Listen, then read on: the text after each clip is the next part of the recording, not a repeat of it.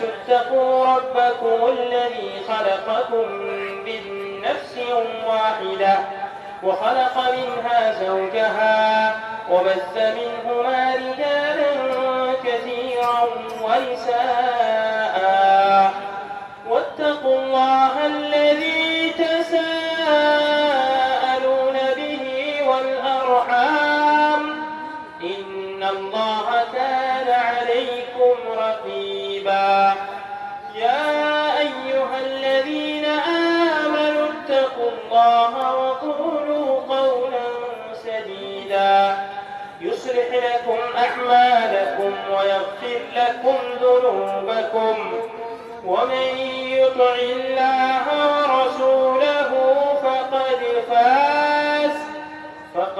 فاز فوزا عظيما. أما بعد فإن خير الحديث كتاب الله وخير الهدي هدي محمد صلى الله عليه وسلم وشر الأمور محدثاتها وكل محدثة بدعة وكل بدعة ضلالة وكل ضلالة في النار. أما بعد فقد أرشد الباري في محكم تنزيله أعوذ بالله من الشيطان الرجيم بسم الله الرحمن الرحيم وقضى ربك ألا تعبدوا إلا إياه وبالوالدين إحسانا إما يبلغن عندك الكبر أحدهما أو كلاهما فلا تقل لهما أف ولا تنهرهما وقل لهما قولا كريما واخفض لهما جناح الذل من الرحمة وقل رب ارحمهما كما ربياني صغيرا. رب اشرح لي صدري ويسر لي أمري واحلل عقدة من لساني يفقهوا قولي رب زدني علما اللهم علمنا ما ينفعنا وزدنا علما.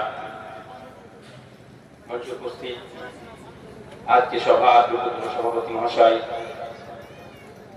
উলামায়ে কেরাম এবং আমার সামনে বসে থাকা অত্র এলাকার সুপ্রিয় ভাই ও বাবা জীবন ও পর্দার আড়ালে মা ও বোনেরা, সমস্ত প্রশংসা আল্লাহ রাব্বুল আলামিনের জন্য এবং আল্লাহ রাসূল সাল্লাল্লাহু আলাইহি ওয়াসাল্লামের উপর শত সহস্র দরুদ এবং সালামের ধারা অবতীর্ণ হোক। আল্লাহুম্মা সাল্লি আলা মুহাম্মদ ওয়া বারিক আলা মুহাম্মদ। আমি মূল বিষয়ে প্রবেশ করার পূর্বে কয়েকটা কথা আপনাদেরকে বলতে চাই। এক নম্বর হচ্ছে, আমি নিজেকে তারপরে আপনাদের সকলকে আল্লাহ রাব্বুল আলামিনের ভয় নিজের ভিতরে সৃষ্টি করার ওসিয়ত করব। আপনারা আল্লাহকে স্মরণ করে ভয় করুন। আর আল্লাহর ভয়ের মানে হচ্ছে আল্লাহ রাব্বুল আলামিনের যাবতীয় হারাম করা বস্তু থেকে দূরে থাকুন, সমস্ত প্রকার হারামকে ত্যাগ করুন। খবরদার এই কথা মনে করবেন না যে আপনার ব্যবসা সম্পূর্ণভাবে হারাম এবং এই হারাম ব্যবসাকে যদি আপনি ত্যাগ করে দেন, ছেড়ে দেন, তবে আপনি না খেয়ে মরে যাবেন, এটা মনে করবেন না। আপনি হারাম ব্যবসা এই জন্যই করছেন যেহেতু আল্লাহ রাব্বুল আলামিনের উপরে আপনার সম্পূর্ণ ভরসা নেই, তার জন্য আপনি হারাম ব্যবসা করছেন। আল্লাহ কোরআনের মধ্যে বলছেন, وَمَن يَتَّقِ اللَّهَ يَجْعَل لَّهُ مَخْرَجًا وَيَرْزُقْهُ مِنْ حَيْثُ لَا يَحْتَسِبُ। যে ব্যক্তি আল্লাহকে স্মরণ করে তার হারাম করা বস্তুকে বর্জন করবে, ত্যাগ করবে, তার সম্পর্কে আল্লাহ রাব্বুল আলামিন ওয়াদা করছেন যে হালাল পদ্ধতিতে উপার্জন করার ব্যবস্থা আল্লাহ রাব্বুল আলামিন আপনার জন্য করে দিবেন। ومن يتق الله يجعل له من امره يسرا এবং যে ব্যক্তি আল্লাহর ভয় নিজের ভিতরে সৃষ্টি করবে, হারামকে ত্যাগ করবে, তার জন্য কঠিন কাজকেও আল্লাহ রাব্বুল আলামিন সহজ করে দেবেন। এই হচ্ছে আল্লাহর ওয়াদা। আর আপনার ভরসা আল্লাহর উপরে কমের আরো একটা দলিল আছে, সেটা হচ্ছে রাসূলুল্লাহ সাল্লাল্লাহু আলাইহি ওয়াসাল্লাম বলছেন, ভালো করে কান খুলে শুনুন, لو أنكم توكلون على الله حق توكله لرزقكم كما يرزق الطيور تغدو خماصا وتروح بطانا। যদি আপনার ভরসা রুজি সম্পর্কে আল্লাহর উপরে তেমনই ভাবে থাকতো যেমন ভাবে থাকা দরকার, তাহলে যেভাবে একটা পাখিকে আল্লাহ রাব্বুল আলামিন রুজি প্রদান করে থাকেন, সকালে যখন পাখিটা নিজের ঘোষলা থেকে নিজের বাসা থেকে বেরোয় তখন খালি পেটে বের হয়। সে কি জানে কোথায় সে কি খাবে, কোথায় সে দানা পাবে, কোথায় পানি পাবে, কোথায় তার রুজি লেখা আছে, এই সম্পর্কে কি সে জানে? সে জানে না।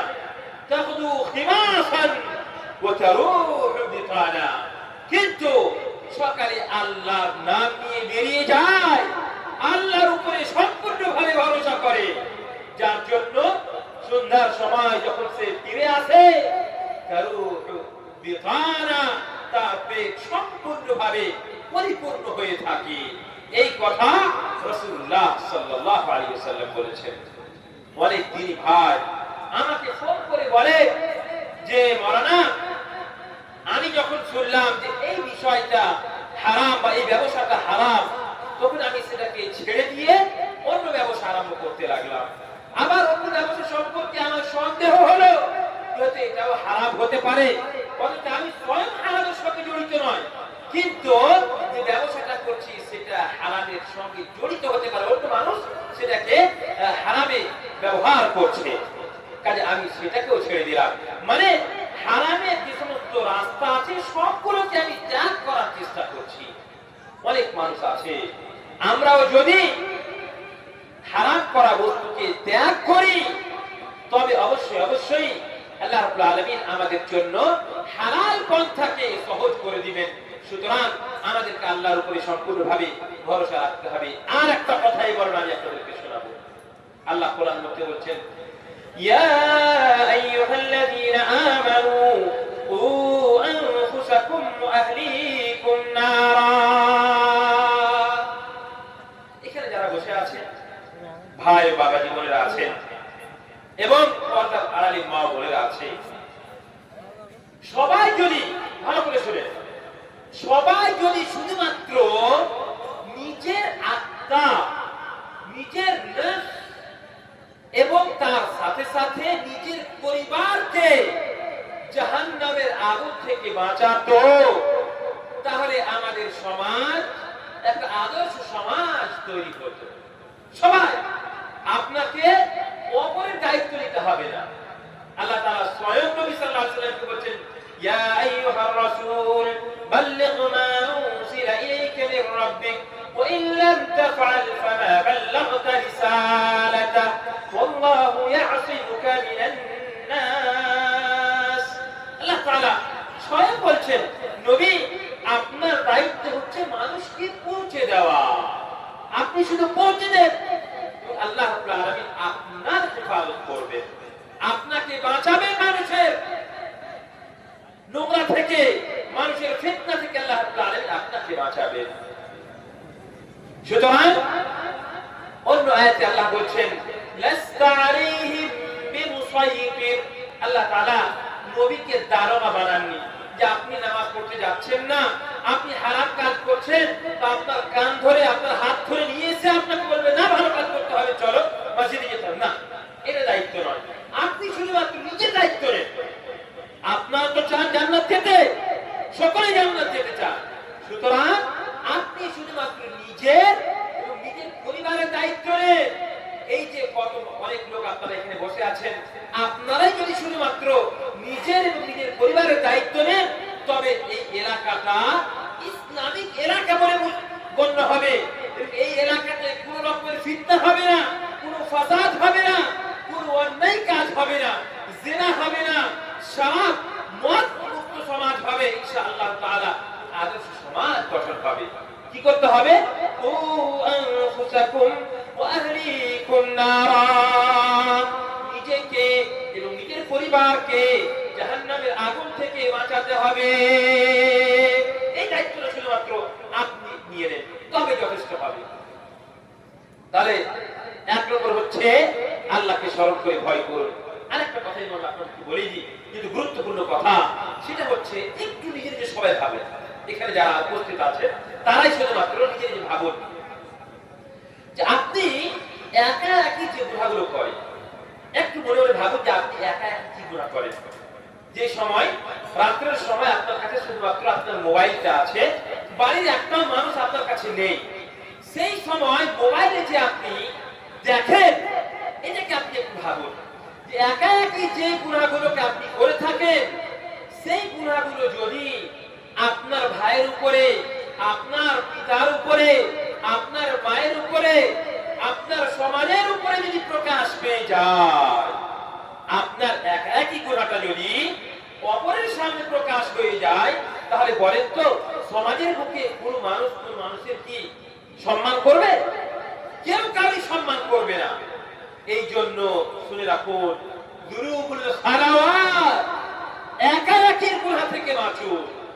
মানুষ তো মানুষের সামনে যখন থাকে তখন স্বাভাবিক সে ভুল কাজ থেকে বাঁচার চেষ্টা করে, কিন্তু আপনি যে সময় একাই আছেন, যে সময় শুধুমাত্র আপনার রব, আপনার প্রতিপালক, আপনার আল্লাহ আপনাকে দেখছে, আপনার কথা শুনছে, সেই সময় আপনি আর আপনার আল্লাহ জানছেন, আর কেউ জানে না। সেই সময় যদি আপনি নিজেকে কন্ট্রোল না করতে পারেন, তবে আপনি মুত্তাকি হতে পারেন না। সুতরাং এই যে মোবাইলের ব্যবহার করছেন, লাতুসআলুন্না ইয়াওমাইযিন আনিন নাঈম, সমস্ত নিয়ামত সম্পর্কে আল্লাহ রাব্বুল আলামিন কিয়ামত দিবসে আপনাদের সকলকেই জিজ্ঞেস করবেন। সুতরাং আপনারা আল্লাহকে স্মরণ করে ভয় করুন এবং একা একই গুনাহ থেকে বাঁচুন। দুটো শব্দ আছে, একটা হচ্ছে নিয়ামত। নিয়ামত মানে কি? অনুগ্রহ। নিয়ামত মানে হচ্ছে আল্লাহর অনুগ্রহ। এই মোবাইলটাকে যদি নিয়ামত হিসাবে না ব্যবহার করেন, ভালো কাজে যদি ব্যবহার না করেন, দাওয়াতি আল্লাহ, আল্লাহর দিকে আহ্বান করার জন্য মানুষের সঙ্গে এই মোবাইলকে ব্যবহার না করেন, খারাপ কাজে যদি ব্যবহার করেন, তবে ভালো কাজে যদি ব্যবহার করেন, কোরআন তেলাওয়াত করার জন্য, কোরআন শোনার জন্য, জালসা শোনার জন্য, আর ভালো দ্বীনি জ্ঞান অর্জন করার জন্য যদি আপনি এই মোবাইলকে ব্যবহার করে থাকেন, তাহলে এটা হচ্ছে আপনার জন্য নিয়ামত, মানে অনুগ্রহ। আর আরবিতে এই একটা শব্দ আছে, সেটা কোরআন আইন আছে, নুন আইন মিম তা আছে না, তো এখানে শুধুমাত্র আইনের জায়গাটা কাফ লাগিয়ে দেন, ওটা হবে কি? নিকমাত হয়ে যাবে। নিকমাত মানে এই মোবাইলকে যদি আপনি সঠিকভাবে ব্যবহার না করেন, তাহলে এটা আপনার জন্য আযাব হয়ে দাঁড়াবে। সুতরাং খবরদার, আপনারা একা একই গুনাহ থেকে বাঁচুন। যে সময় একাই থাকেন, সেই সময় গুনাহ থেকে আপনারা বাঁচুন। এক নম্বর এটা।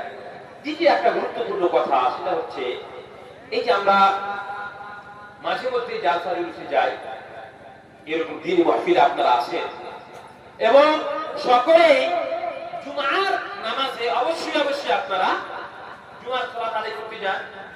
তো সেই সময় খাতিব সাহেব বা যিনি খুতবা দিচ্ছেন, তিনি মাঝে মধ্যে নবী সাল্লাল্লাহু আলাইহি ওয়াসাল্লামের কথা কিন্তু বলে থাকেন, যে নবী সাল্লাল্লাহু আলাইহি ওয়াসাল্লাম বলেছেন, আল্লাহ রাসূল সাল্লাল্লাহু আলাইহি ওয়াসাল্লাম বলেছেন, মুহাম্মদ সাল্লাল্লাহু আলাইহি ওয়াসাল্লাম বলেছেন, এইভাবে বলে থাকেন কি থাকেন না? হাদিসের কথা যখন বলেন তখন নবী সাল্লাল্লাহু আলাইহি ওয়াসাল্লাম বলেছেন, বলেন। তো শুনেন, এই যে আমি অনেকবার বললাম, কিন্তু আপনাদের মুখ নড়তে দেখতে পেলাম না, যে আপনার ঠোঁট হিলছে এটা আমি দেখতে পেলাম না, ওই জন্য আমি এটা বলতে পারবো না। আপনাদের যদি আমি দেখতাম যে আপনারা আগে থেকে অভ্যস্ত হয়ে আছেন, তাহলে আমার এটা করার প্রয়োজন ছিল না। সেটা হচ্ছে, দেখেন, আপনি আমি সকলে আল্লাহ রাব্বুল আলামিনের রহমতে মুতাকাব্বির। আমরা সকলেই চাই যে আল্লাহর রহমত আমাদের উপরে বর্ষণ, তাই তো নাকি? সকলে আল্লাহর রহমত চান তো? আচ্ছা, আপনারা চান যে আমরা অল্প কিছু নেকি করি কিন্তু তার প্রতিফল আমাদেরকে অনেক বেশি দেওয়া হোক, এটাও চান? আমরা আল্লাহর রহমত থেকে কোনো সময় বঞ্চিত হতে চাই না। শুনেন তবে নবী সাল্লাল্লাহু আলাইহি ওয়াসাল্লাম বলেন, মান সাল্লা আলাইহি মাররাতান আও সালাতান সাল্লাল্লাহু আলাইহি